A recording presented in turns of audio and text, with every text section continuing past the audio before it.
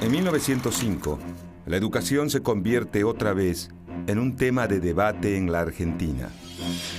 A 20 años de la sanción de la Ley 1420, sectores del gobierno conservador de Manuel Quintana insinúan la posibilidad de impulsar cambios en el sistema educativo. Se vive un clima de descontento social y el gobierno utiliza la violencia y la represión para silenciar cualquier tipo de protesta. El movimiento obrero, integrado en su mayoría por inmigrantes, reclama mejores condiciones de vida. Ante ese contexto, el senador Manuel Laínez argumenta que la educación debe ser la herramienta para integrar a los hijos de los recién llegados. Considera que erradicar el analfabetismo posibilitará mejorar las condiciones de vida de los argentinos y asegurará la necesaria paz social sin recurrir a la violencia. Pronto, la figura de Laínez quedará asociada a una ley que transformará el desarrollo de la educación primaria en el país.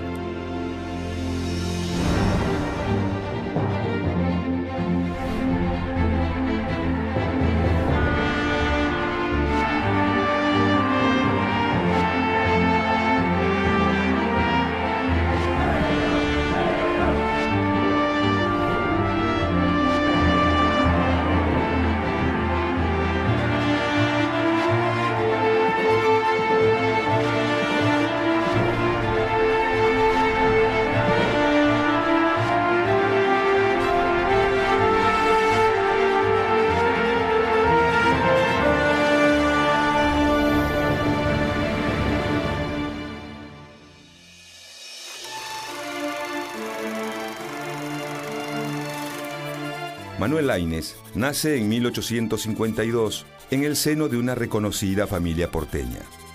Con apenas 15 años ingresa como corrector del diario La Tribuna. Al culminar sus estudios secundarios, viaja con su tío Miguel Cané a Estados Unidos y Europa. A su regreso es ascendido a periodista en el diario. En esa función conoce al presidente Sarmiento, quien, poco después, lo envía como funcionario de la Embajada Argentina en los Estados Unidos. Sin embargo, pasa poco tiempo en ese país y en 1874 ya se encuentra nuevamente en la Argentina como parte de la redacción de La Tribuna Nacional, diario ligado al Partido Autonomista Nacional. Más tarde, gracias al impulso de Dardo Rocha, gobernador de la provincia de Buenos Aires, Manuel Laínez se desempeña en la Secretaría del Senado. En 1881, Laínez funda y dirige su propio periódico llamado El Diario. Mientras tanto, en el plano político, a partir de 1880, el Partido Autonomista Nacional, de corte liberal, que lidera Julio Argentino Roca, controla los resortes del poder mediante el fraude y la manipulación de las elecciones. A partir de 1883, se discute en el Congreso la sanción de una ley de educación común para la capital y los territorios y colonias nacionales. Esta legislación pone de manifiesto la necesidad de la enseñanza pública y laica. En 1884, Laínez es elegido diputado por la provincia de Buenos Aires.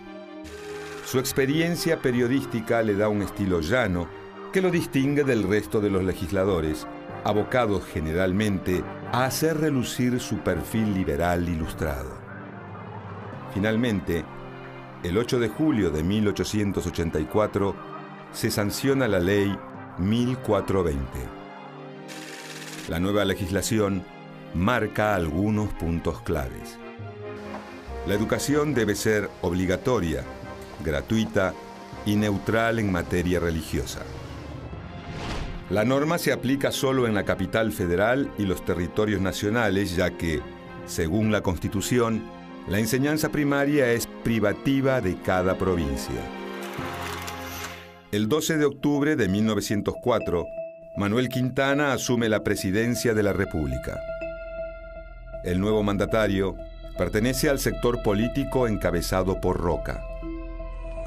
Desde el Estado, este grupo edifica un proyecto económico liberal, basado en la exportación de materias primas y en la libre importación de productos manufacturados que beneficia esencialmente a los sectores terratenientes, a los grandes comerciantes portuarios y al capital extranjero. A 4 meses de la asunción de Quintana, la Argentina entra en un período de convulsión. El 4 de febrero de 1905, las ciudades más importantes del país se convierten en escenario de una sublevación cívico-militar contra el gobierno. Se exige el fin del fraude electoral y la manipulación de las elecciones. Los reclamos son encabezados por el principal partido político de la oposición, la refundada Unión Cívica Radical, liderada por Hipólito Yrigoyen.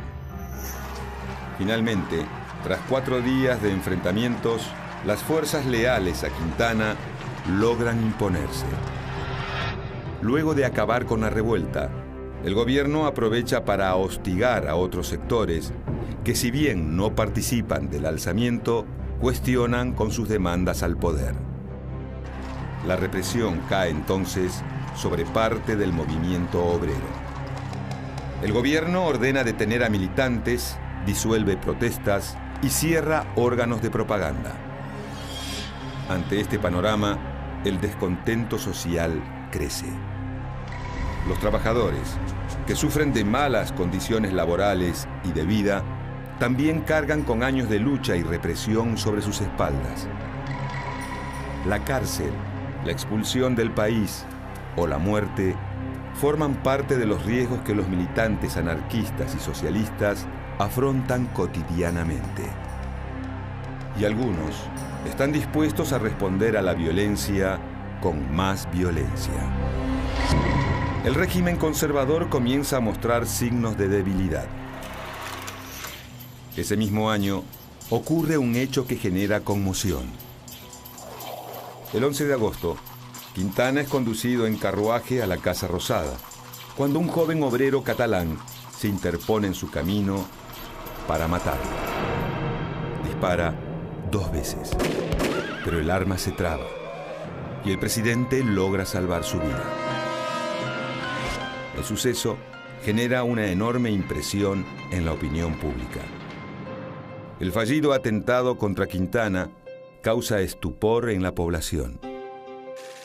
La policía detiene a Salvador Planes y Virella. La prensa hace hincapié en que el agresor simpatiza con las ideas anarquistas. Virella es un exponente más de tantos inmigrantes arribados al país en el último tiempo. Los recién llegados ofrecen su mano de obra para el desarrollo del país, pero también traen nuevas ideas políticas. El panorama con el que se encuentran los inmigrantes no es el más alentador. Tienen que lidiar con deplorables condiciones laborales que se suman a la problemática habitacional. Viven hacinados en conventillos miserables que se multiplican en ciudades como Buenos Aires o Rosario. Y ante las protestas, las autoridades responden con represión. Mediante la Ley de Residencia, sancionada en 1902, el gobierno de turno puede expulsar arbitrariamente del país a todo aquel extranjero que sea considerado peligroso para el orden público. Esto afecta especialmente a sectores obreros que se ven seducidos por ideas de gran auge en Europa, como el socialismo, el sindicalismo revolucionario y el anarquismo. Sin embargo, el fuerte cuestionamiento al estado de las cosas no pasa desapercibido para las autoridades. Pronto, varios integrantes del partido del gobierno conservador que está en el poder intentarán revisar el rumbo social adoptado.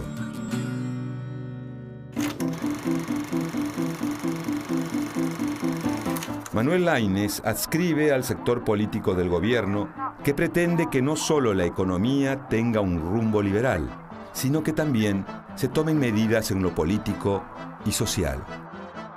Este grupo se denomina modernista. Consideran que sumar al escenario político a radicales y socialistas ayudará a contrarrestar el clima de malestar imperante. De esa manera, pretende acercarse más a una república democrática que a un régimen oligárquico. En ese marco, en 1904, Laínez se convierte en senador nacional por la provincia de Buenos Aires. Desde su banca, Laínez considera que los crecientes índices de analfabetismo, tanto en la población de inmigrantes como en la criolla, son un impedimento para el crecimiento del país. Por eso, presenta un proyecto de ley para ampliar el horizonte educativo en el territorio nacional. Las intenciones del senador son concretas. Por un lado, ampliar la difusión del ideario liberal y por el otro, que las escuelas sirvan como red para detener el crecimiento del anarquismo y el socialismo. Laínez hace especial hincapié en la forma de administrar los ingresos públicos y en la situación del sistema educativo en el país. Dos cuestiones que, para el senador, están íntimamente relacionadas. Laínez auspicia la instalación de colegios nacionales en distintas ciudades del país.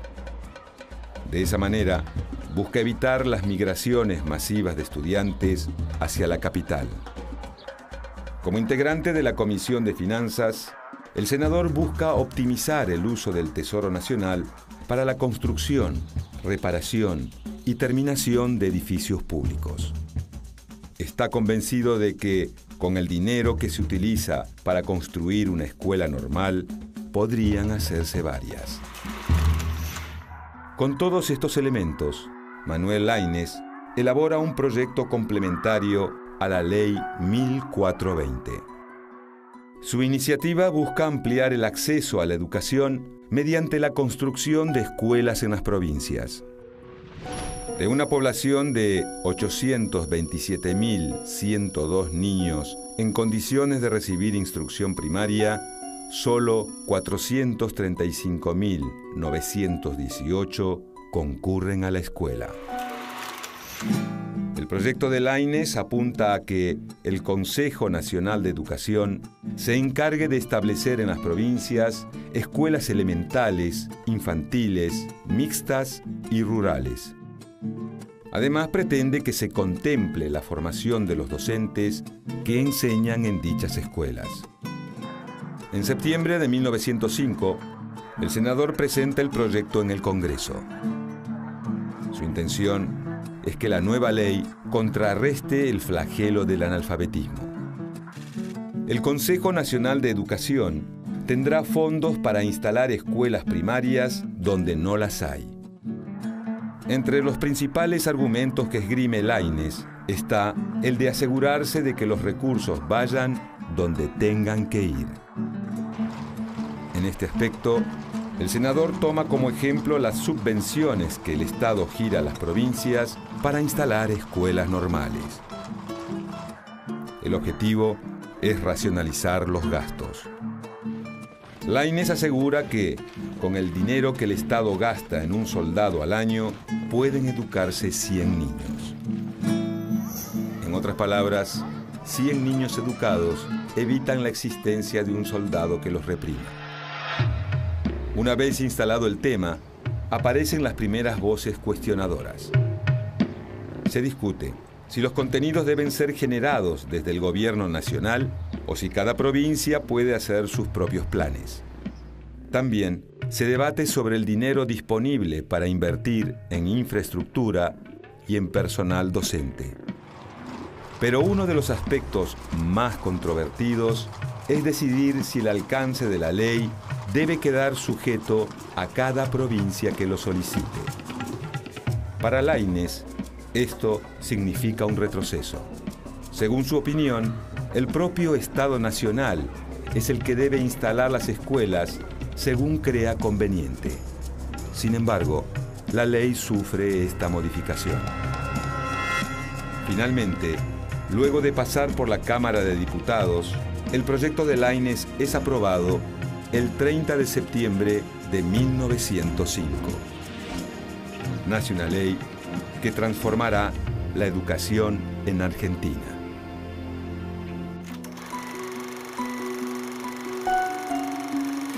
En enero de 1906, el presidente Manuel Quintana deja el poder en manos de su vicepresidente, José Figueroa Alcorta, por problemas de salud.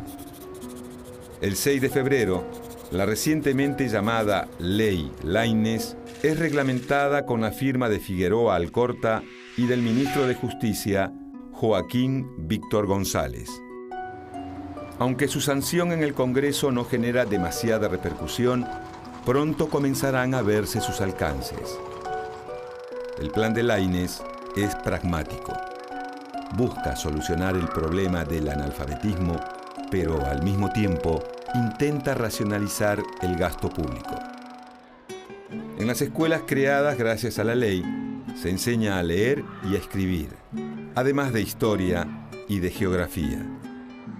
De esa manera, se pretende no solo instruir a los criollos más pobres de las provincias, sino también argentinizar a los hijos de los inmigrantes. Paulatinamente, la escuela primaria comienza a cambiar su fisonomía. En tanto, se vislumbra un silencioso proceso de nacionalización del rumbo escolar. Esto provoca algunas críticas. Según la ley, cada provincia puede instalar las llamadas escuelas fiscales o escuelas Laínez, pero desde algunos sectores políticos se afirma que, en los hechos, esto no funciona así. Se acusa la normativa de plasmar una vocación centralizadora del Estado Nacional y de ir en contra del espíritu federal de la Constitución. Estos cuestionamientos chocan con la efectividad y aceptación de la ley. La educación nacional permite unir a los niños del país por sobre las diferencias económicas de clase u origen.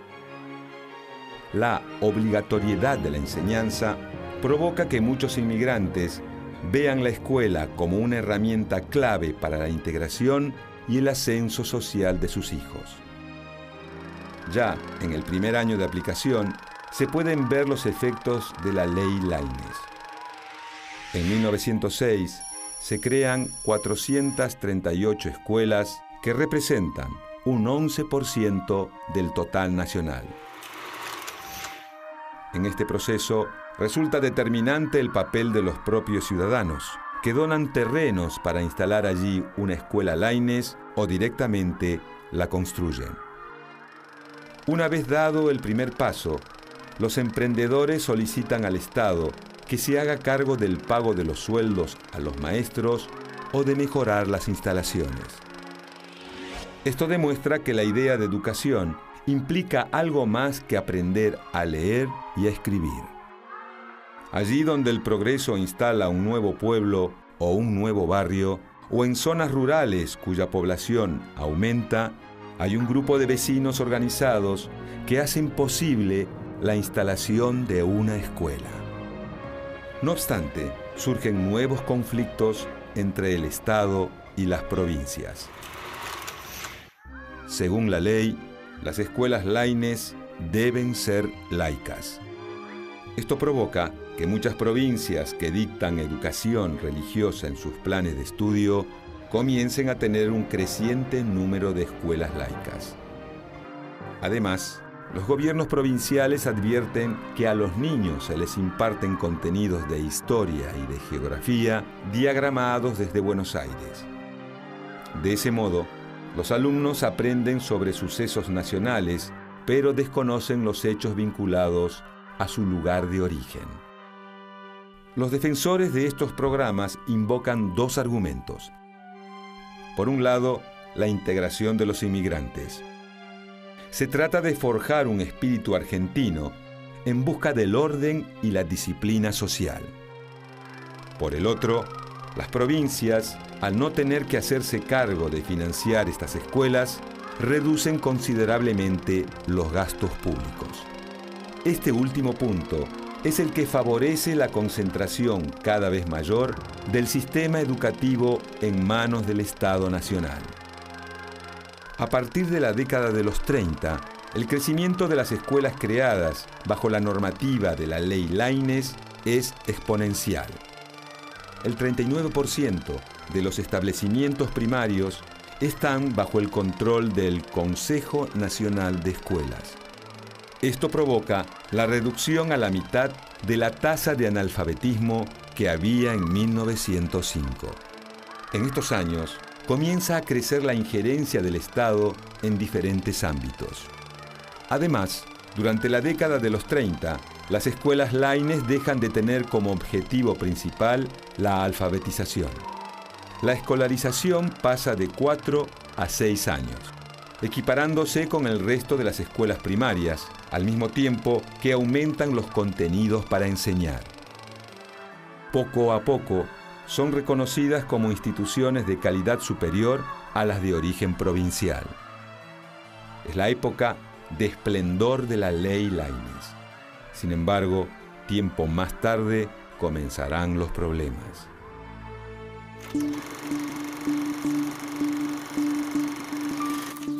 Los gobiernos conservadores que dominan el país durante la década de los 30 ven en la escuela una poderosa herramienta de control social. Con el arribo del peronismo al poder en 1946, la educación ocupará un lugar importante en su discurso, recuperando su rol como herramienta de progreso del país. Pero, a partir de la autodenominada Revolución Libertadora, que en 1955 derroca a Juan Domingo Perón, se multiplican las voces que apoyan un retroceso del Estado en el área educativa. Aumenta el número de colegios privados y religiosos. Y las provincias piden mayores controles sobre la enseñanza que se imparte en sus territorios. En ese marco, el gobierno militar inicia un camino de constante dependencia con los organismos internacionales de crédito como el Banco Mundial o el Fondo Monetario Internacional. La recomendación que surge es siempre la misma. El Estado debe achicar el gasto público. A partir de estas premisas, la educación será uno de los sectores más perjudicados por las políticas de recorte presupuestario. En 1956, durante la presidencia de facto de Pedro Eugenio Aramburu, se realiza un primer ajuste que tendrá continuidad en las décadas siguientes. De esta manera, durante 1968, 1970, 1971 y 1980, el Estado reduce fuertemente las asignaciones al ámbito escolar. Se va desmantelando el sistema educativo estatal mediante el dictado de leyes o decretos o la transferencia de escuelas a sus respectivas jurisdicciones. En todos los casos, la excusa para estos ajustes es la defensa del federalismo y el respeto a la Constitución Nacional. Paradójicamente, los encargados de esgrimir estas excusas son militares que han llegado al poder mediante la violencia. El 14 de abril de 1993, durante el gobierno de Carlos Saúl Menem y en plena expansión del modelo neoliberal en el país, es sancionada en el Congreso la Ley Federal de Educación. Con ella se profundiza el proceso de transferencia de los colegios a la órbita de las provincias. El Estado Nacional no coordina los contenidos que se dictan en las diferentes provincias. Al mismo tiempo, se agrava el problema del financiamiento. El gobierno nacional traspasa las escuelas, pero no los fondos necesarios para que éstas funcionen correctamente. En este contexto caótico, la fragmentación del sistema educativo es notoria. La calidad educativa en las provincias con mayor presupuesto dista mucho de la que se aprecia en las zonas más pobres del país. Además, la educación privada crece y expone aún más la desigualdad entre los propios habitantes del país. La crisis económica, política y social que desata la aplicación del neoliberalismo en la Argentina, produce una vuelta atrás en muchas de las medidas aplicadas en la década anterior. Por ello, el 14 de diciembre de 2006, se aprueba una nueva Ley Nacional de Educación que reemplaza a la ley de 1993. Con el fin de discutir la nueva legislación, participan todos los actores relacionados con el mundo educativo y el de la ciudadanía en general. Entre otras cuestiones, se establece una ampliación de los años que fija la obligatoriedad escolar de 10 a 13. Asimismo, se mantiene el federalismo educativo, pero estableciendo una estructura común para todo el país. Se retoma el modo de escuelas primarias y secundarias. Además, la nueva configuración contempla la educación preescolar, rural, artística, especial, intercultural, bilingüe y no formal. Se estipula la implementación de organismos de consulta y de coordinación federal. Y se fomenta la creación de un canal estatal de televisión educativa. En relación con las inversiones, la nueva legislación se complementa con la Ley de Financiamiento Educativo, sancionada en 2005. Se apunta a establecer un aumento progresivo de los fondos destinados a la enseñanza. Así, se busca lentamente dejar atrás el proceso de desmantelamiento de la escuela pública.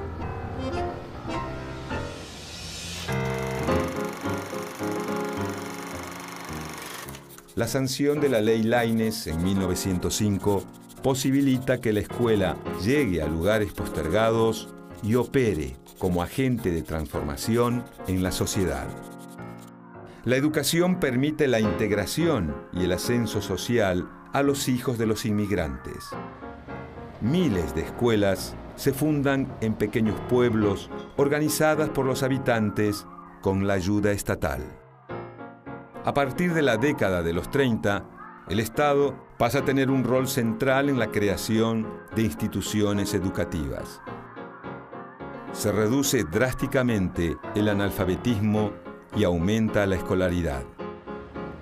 Pero, luego del derrocamiento de Perón en 1955, el sistema estatal retrocede lentamente a favor del sector privado. Al mismo tiempo, desde algunas provincias se comienza a pedir mayor control sobre la educación impartida en sus territorios.